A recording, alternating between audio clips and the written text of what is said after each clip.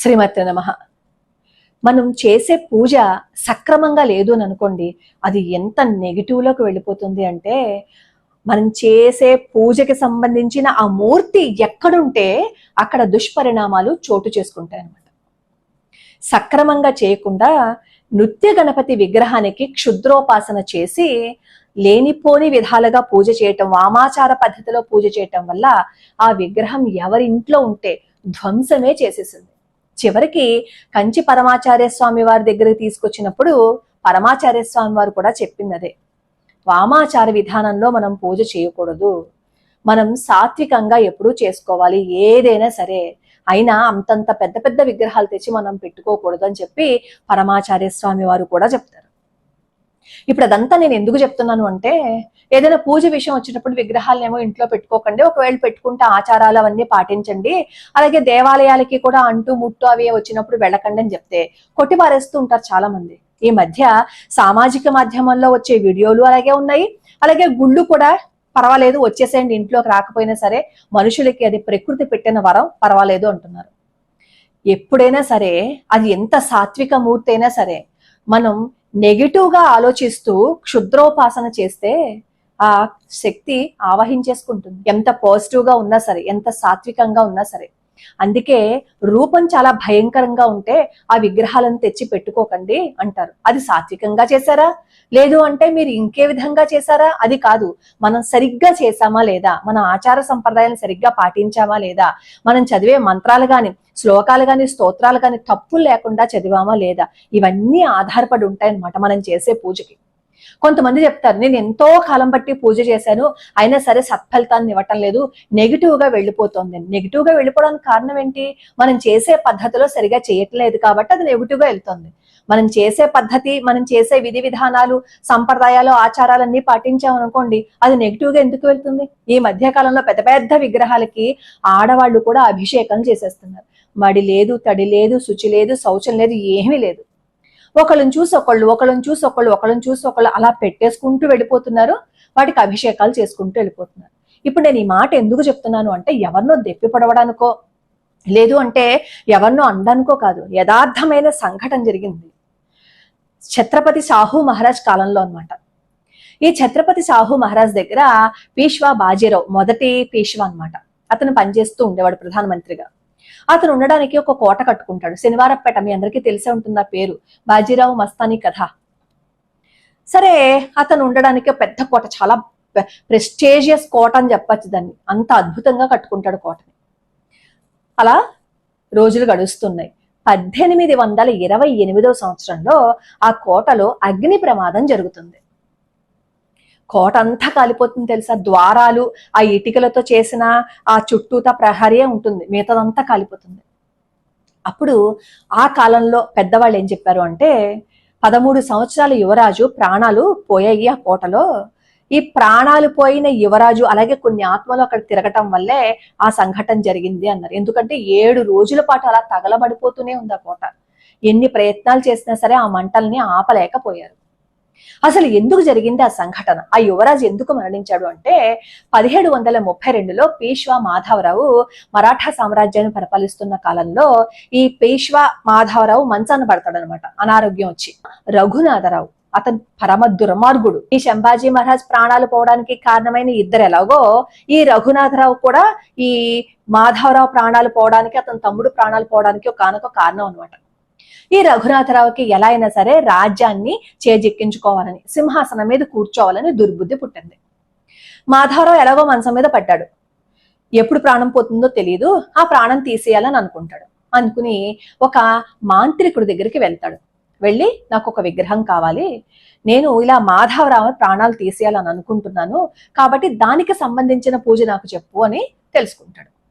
అప్పుడు ఆ మాంత్రికుడు ఏం చేస్తాడంటే, పంచలోహాలతో ఒక నృత్య గణపతి విగ్రహాన్ని తయారు చేసి ఇస్తాడు. ఇచ్చి ఎలా పూజ చేయాలనేది చెప్తాడనమాట. ఈ రఘునాథరావు ఏం చేస్తాడు అంటే, ఆ విగ్రహాన్ని తెచ్చుకొని పూజా మందిరంలో పెట్టుకుని క్షుద్రోపాసన చేస్తాడంటే, క్షుద్ర శక్తుల ఆవాహన చేసి అందులోకి పంపిస్తాడనమాట. ప్రతిరోజు ఆ తాండవ గణపతిని పూజిస్తూనే ఉంటాడు. రఘునాథరావుకి ఎప్పుడు మాధవరావు ప్రాణాలు పోతాయా అని వేచి ఉన్నాడు. కానీ మాధవరావు తమ్ముడు ఉన్నాడు, నారాయణరావు అని, 13 సంవత్సరాలు. ఒకవేళ మాధవరావుకి ఏదైనా జరిగితే ఆ రాజ్యానికి రాజు ఎవరవుతారు? నారాయణరావు అవుతాడు కదా. కాబట్టి ముందు నారాయణరావు ప్రాణాలు తీసేయాలనుకుంటాడు రఘునాథరావు.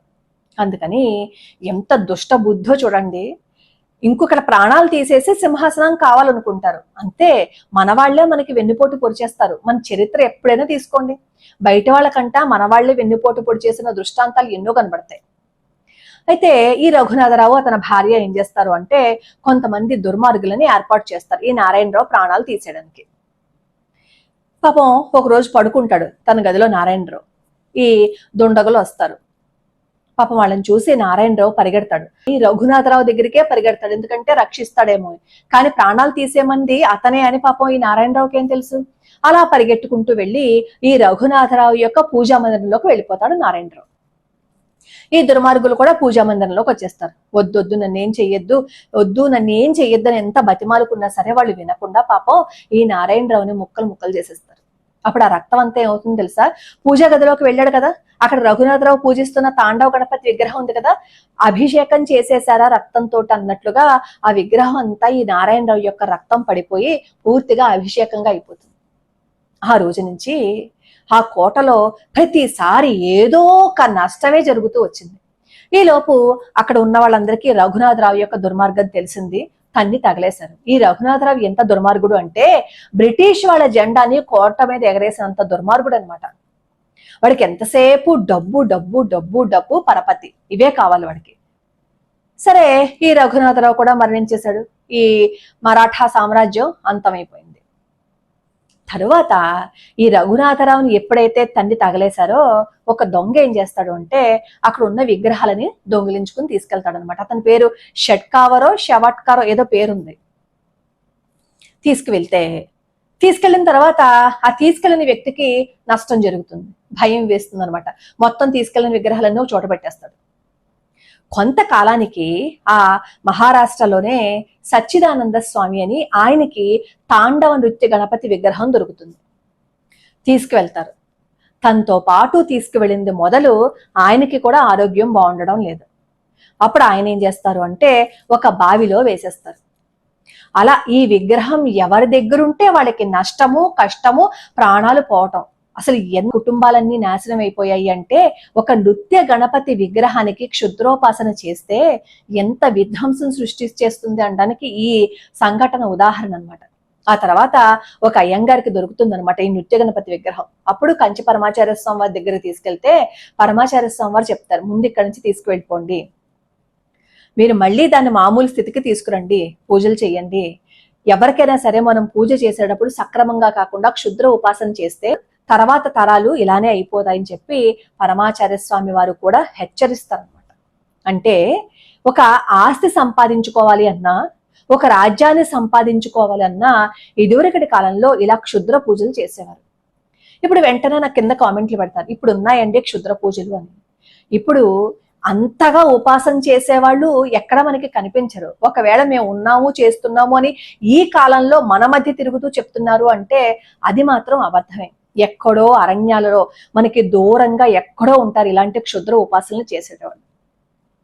నేను ఏం చెప్తున్నానంటే క్షుద్ర ఉపాసన చేసేవాళ్ళు మన చుట్టూ లేకపోవచ్చు. మనం పూజించే దేవుడికి గాని మనం దేవాలయానికి వెళ్ళేటప్పుడు గాని శౌచంగా వెళ్ళండి, నియమాలు పాటించండి, ఆచార వ్యవహారాలు అవన్నింటినీ తూచా తప్పకుండా పాటించండి. ఒకవేళ మేము ఆచారాలు పాటించలేకపోతున్నాము అని అనుకుంటే ఆ విగ్రహాలను తీసేయండి. ఇలాంటి పెద్ద పెద్ద విగ్రహాలు పెట్టుకోవటము, వాటికేమో మనం సరిగ్గా మంత్రాలు రాకుండా చదువుకోవటము, తప్పులు చదివేసుకోవటము ఇలాంటివి చేయకండి. ఇలా చెప్పాను అని అనుకోండి, అగో పూజ అంటే భయం వేస్తుంది, పూజకు దూరం చేసేస్తారు అంటారు. ఉన్న విషయం ఎందుకు చెప్తాను అంటే ఇలాంటి వ్యతిరేక ఫలితాలు రాకుండా ఉండడం కోసం. అది మీరు బాధపడినా, మీరు బాధపడకపోయినా, నన్ను మెచ్చుకున్నా మెచ్చుకోకపోయినా సరే నేను చెప్పేది అదే, తప్పు లేకుండా చెయ్యండి, శౌచాన్ని పాటించండి. పూజ చేసేటప్పుడు అక్కడ ఒక శక్తి ఉంది అనేది మీరు ఆలోచించండి. ఇప్పుడు దుష్ట శక్తులు ఎలా ఉంటాయి అని ఆలోచిస్తున్నప్పుడు మంచిగా ఉండే శక్తి కూడా ఉంటుందని మనం ఎందుకు ఆలోచించట్లేదు? ఉన్న ఆ పాజిటివ్ శక్తిని మనం నెగిటివ్ చేసేసుకుంటున్నామే. మనం ముందుకు వెళ్ళాలి అని అనుకుంటున్నప్పుడు ఆచారాలు ఏం పాటించకుండా మన ఇష్టం వచ్చినట్లు పూజ చేసుకుంటున్నామే అని ఎందుకు ఆలోచన రావటం లేదు?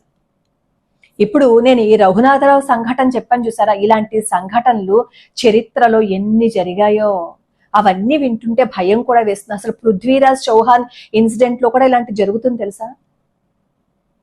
చరిత్రలో ఎన్ని ఉన్నాయో మనం నమ్మం అంతే.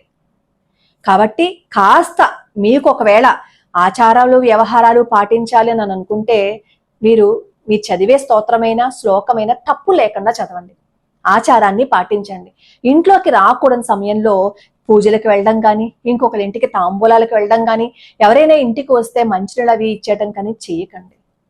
అలా చేస్తే కొంతలో కొంతవరకైనా మనం రక్షించబడతాం. మన ఆచారాన్ని సంప్రదాయాన్ని ఎప్పుడైతే పాటిస్తామో అప్పుడే ప్రాణశక్తి అక్కడ ఉంటుంది.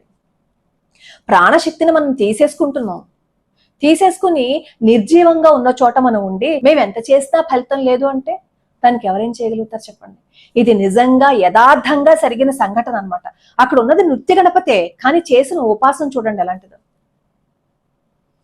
లోకా సమస్తా సుఖినో భవంతు, సర్వే జనా సుఖినో భవంతు.